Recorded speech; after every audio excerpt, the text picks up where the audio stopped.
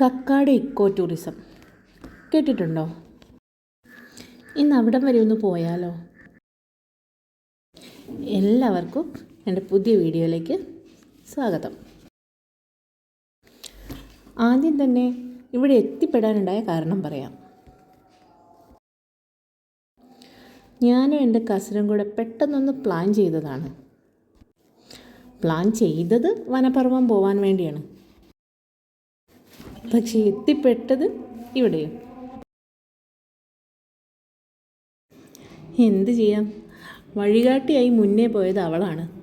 ഇടയ്ക്ക് വെച്ച വഴി മാറിയോ എന്നൊരു സംശയം ഞാൻ ഉന്നയിച്ചപ്പോൾ മാഡം പറഞ്ഞു, നോ, ഇത് തന്നെ വഴി. ഞാനിവിടെ ഒരുപാട് വന്നതാണ്. ആള് പരിചയസമ്പന്നയാണെന്ന തെറ്റിദ്ധാരണയിൽ ഞാനും കൂടെ പോയി. ഒടുക്ക് എത്തിപ്പെട്ടതോ കക്കാട് ഇക്കോ ടൂറിസം എന്ന ബോർഡിന് മുമ്പിലും. വനപർവ്വം പോകണമെങ്കിൽ ഇനിയും വന്ന വഴിയെ തന്നെ കുറച്ചുകൂടെ പിന്നോട്ട് പോകണം. അതിനി മുതിരണ്ട എന്ന് അവളോട് പറയാൻ തുടങ്ങുമ്പോഴാണ് മാഡത്തിൻ്റെ അടുത്ത ഡയലോഗ്. വനപർവ്വം എല്ലാം ഒരുപാട് പോയതല്ലേ, അതുകൊണ്ടാണ് ഞാൻ ഇങ്ങോട്ട് വന്നത് എന്ന്. അല്ലാതെ വഴി തെറ്റിയിട്ടൊന്നുമല്ല എന്ന മട്ട്. എൻ്റെ ഉദ്ദേശം വീഡിയോ ആണെങ്കിൽ അവളുടെ ഉദ്ദേശം അവളുടെ കുറച്ച് നല്ല പിക്സ് എടുക്കുക എന്നതാണ്. അങ്ങനെ ഞങ്ങൾ നടത്തം തുടങ്ങി. കാട്ടിനുള്ളിലൂടെ ഒരു നടത്തം. അവിടെ ഇവിടെയൊക്കെ ആയിട്ട് ആളുകൾ ഇരിക്കുന്നുണ്ടെങ്കിലും അധികം ആളുകളൊന്നും ഉണ്ടായിരുന്നില്ല. ഞങ്ങൾ പോയതൊരു വർക്കിംഗ് ഡേ ആയിരുന്നു. അത് തന്നെയാണ് ഇതിനൊരു മെയിൻ റീസൺ. നാട്ടിൻപുറം ആയത് കാരണം തന്നെ ഞങ്ങളുടെ നാടുകളിൽ ഇതുപോലുള്ള കാഴ്ചകളൊക്കെ സാധാരണമാണ്. മലയും പുഴയും അങ്ങനെ തുടങ്ങി ഇതൊക്കെ ഞങ്ങൾക്ക് സർവ്വസാധാരണമാണ്. എങ്കിലും ഇതിനൊക്കെ വേണ്ടി മാത്രമായിട്ട് നമ്മൾ പോകുമ്പോൾ ഇതൊക്കെ വല്ലാത്തൊരു ഭംഗിയാണ്.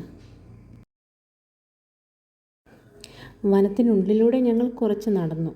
അതിന് ശേഷമാണ് ഈ കാട്ടരുവിക്ക് സമീപം എത്തിയത്.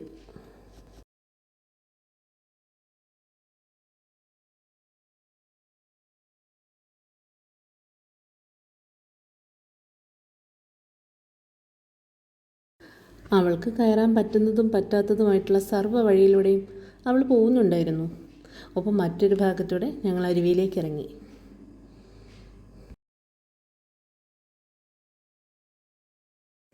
മഴക്കാലം എത്തിയ ഇങ്ങോട്ടുള്ള വരവ് കുറച്ച് ദുർഘടമായിരിക്കും. ജലനിരപ്പ് ഉയരുകയും പല വഴിയിലൂടെ കവിഞ്ഞൊഴുകുകയും എല്ലാം ഉണ്ടാവും. ചാടി ഇറങ്ങിയ ഉടനെ തന്നെ ആള് കൺസ്ട്രക്ഷൻ വർക്ക് തുടങ്ങിയിട്ടുണ്ട്.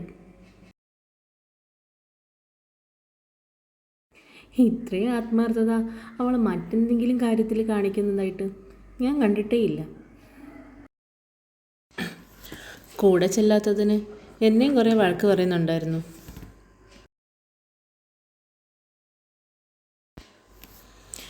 തുടങ്ങിയിട്ട് കുറേ നേരം ആയതുകൊണ്ടും ഇതിലിപ്പോൾ തീരുമാനമൊന്നും ഉണ്ടാവാൻ പോകുന്നില്ല എന്നുള്ളതുകൊണ്ടും മെല്ലെ അവിടുന്ന് പോവാനാണ് ഞാൻ ആദ്യം നോക്കിയത്. ശേഷം ഉണ്ടാക്കിയ താജ്മഹലിൻ്റെ ഫോട്ടോ എടുത്ത് നിർവൃതി അടയാണ് ആൾ. ഇനി ഈ വള്ളിപ്പടർപ്പിലൂടെ അപ്പുറത്തോട്ട് പോകാനുള്ള ശ്രമമായിരുന്നു.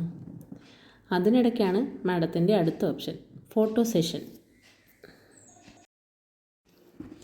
ഇവിടെ കാണുന്ന വള്ളികളെക്കാളും വലിയ വള്ളിയാണ് ഞാൻ കൊണ്ടുവന്നത് എന്ന് അവിടെ എത്തിയപ്പോഴാണ് മനസ്സിലായത്. എന്തുകൊണ്ടോ വെയിലടിക്കുന്ന സമയത്ത് ഈ പാറയിൽ വേറൊരു കളർ ഷെയ്ഡ് കൂടെ വരുന്നതായിട്ട് കാണുന്നുണ്ടായിരുന്നു. അതെന്തുകൊണ്ടാണെന്ന് മനസ്സിലായില്ല, എങ്കിലും അതൊരു പ്രത്യേക ഭംഗിയുണ്ടായിരുന്നു. അരുവിക്ക് കുറുകെയായിട്ട് ബണ്ട് പോലെ കെട്ടിയിട്ടുണ്ടായിരുന്നു. ചുമ്മാതെ കാലൊന്ന് വെള്ളത്തിലേക്ക് വെച്ചു. നല്ല തണുപ്പ്. പൊതുവെ കാട്ടരുവികൾക്കൊക്കെ നല്ല തണുപ്പായിരിക്കും. വന്നിരിക്കാനും സമയം ചെലവഴിക്കാനുമൊക്കെ നല്ലൊരിടം. കൂടെ ഒരാളും കൂടെ ഉണ്ടെങ്കിൽ കുറച്ചധികം നേരം നമുക്കിവിടെ ടൈം സ്പെൻഡ് ചെയ്യാൻ പറ്റും. ഫോട്ടോ എടുക്കാനൊക്കെ പറ്റിയ നല്ല മനോഹരമായിട്ടുള്ള സ്ഥലങ്ങൾ ഇവിടെ തന്നെ ഉണ്ടായിരുന്നു. എൻ്റെ കൂടെ വന്ന ആളാണെങ്കിൽ ഇപ്പോൾ അടുത്ത് കണ്ടാലും അടുത്ത സെക്കൻഡ് അടുത്ത തൊടിയിലായിരിക്കും.